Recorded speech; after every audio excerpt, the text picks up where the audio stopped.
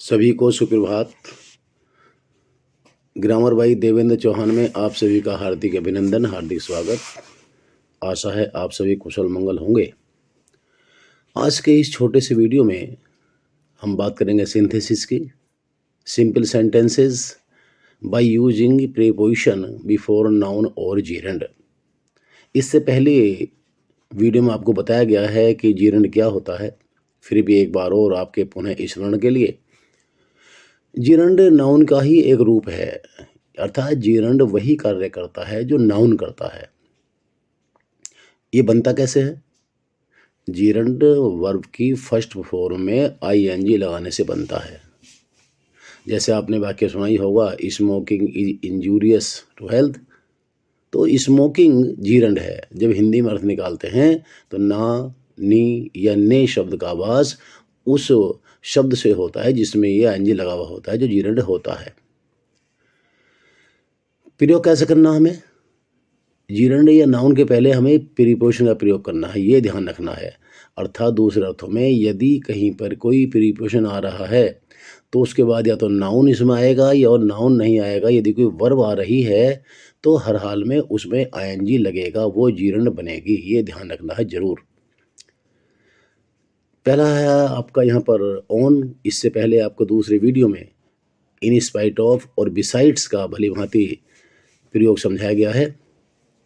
On प्राय कारण वाले भाग के पहले लगाया जाता है।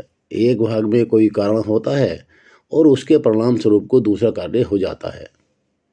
जैसे आपका एग्जाम्पल है, द थीप सा द पुलिस। चोर ने पुलिस को देखा, ही रहने में भाग गया। भैया चोर क्यों भाग गया? क्योंकि उसने पुलिस को देखा। तो इस वाक्य को हम प्रेजेंट पार्टिसिपल से बना सकते हैं। Seeing the police comma the thief ran away. Seeing the police comma the thief ran away. लेकिन इसे हम ऑन से भी बना सकते हैं। On seeing the police, police को देखने पर। अगर हम सीइंग से बनाएंगे तो पुलिस को देख कर, और यहाँ बनाएंगे ऑन सीइंग तो पुलिस को देखने पर, comma the thief ran away. जिस भाग के बाद पर शब्द का आभास हो रहा है उसी भाग के पहले ऑन लगेगा। पुलिस को देखने पर, देखने के बाद पर आ रहा है तो देखने से पहले ही ऑन लगेगा। On seeing the police comma the thief ran away. इसी प्रकार से अन्य वाक्य बन सकते हैं आपके। जैसे आपका सेंटेंस है एक, she heard the news she became happy.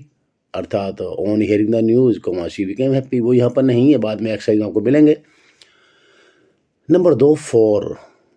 अनेक प्रकार से प्रयोग होता है, लेकिन आपके सिंथेसिस में यहाँ पर फॉर का प्रयोग प्रायः कीमत से पहले होता है। जो कीमत अगर कहीं पर किसी चीज़ की दी हुई है और आपको वाक्य सिंपल सेंटेंस बनाना को आ जाए तो उसमें आपको फॉर का प्रयोग ही करना है। ध्यान रखना है, कीमत और भाव दो अलग अलग चीज़ें होती हैं।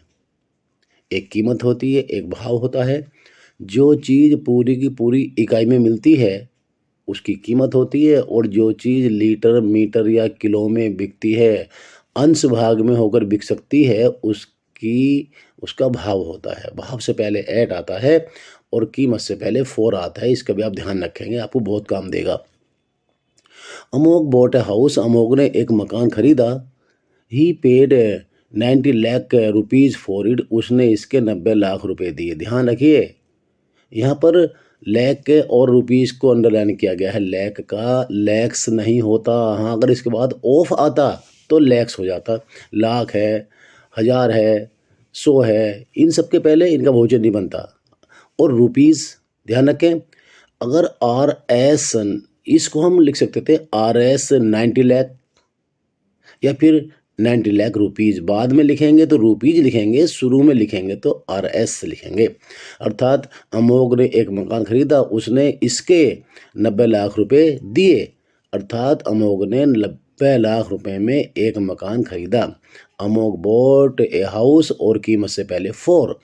नेक्स्ट, विद का प्रयोग प्राय आपके सिंपल सेंटेंस बनाने में होता है, जबकि आपको हैज़, हैव या हैड दूसरे भाग में मुख्य क्रिया के रूप में आ रहे हों। हाँ, ये ध्यान देना है, मुख्य क्रिया के रूप में आने चाहिए। जैसे आई सॉ ए गर्ल, मैंने एक लड़की देखी। शी हैड ए बास्केट, वो एक टोकरी रखती थी।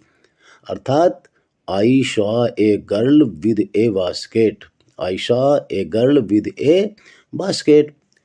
Next, Hari is ill, Hari बीमार है। He has a high fever, उसको तेज बुखार है। ध्यान रखिए, जब हैज हैव या हैड के बाद फीवर आएगा तो उसके पहले ए लगेगा, और सफरिंग के साथ में आएगा तो ए नहीं लगेगा। सिंटैक्स का बहुत ही महत्वपूर्ण नियम है, ये ध्यान रखना है चीज़ का।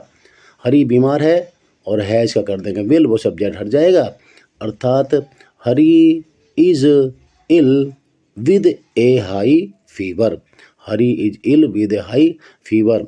आशा है आपको वीडियो पसंद आई होगी। यदि वीडियो पसंद आई है, आपके लिए उपयोग की है, तो आने वाली वीडियो को देखते रहिएगा, बहुत उपयोगी रहेंगी। मेरा वादा है 10 फरवरी तक इंटरमीडिएट का पूरा कोर्स सारी वीडियो के माध्यम से आपको हर हाल में उपलब्ध करा दिया जाएगा। प्लीज़ मेरे चैनल को सब्सक्राइब कीजिएगा, शेयर कीजिएगा, मैं आपका आभारी रहूँगा। बहुत बहुत धन्यवाद, बहुत बहुत शुभकामनाएं, बेस्ट ऑफ लक।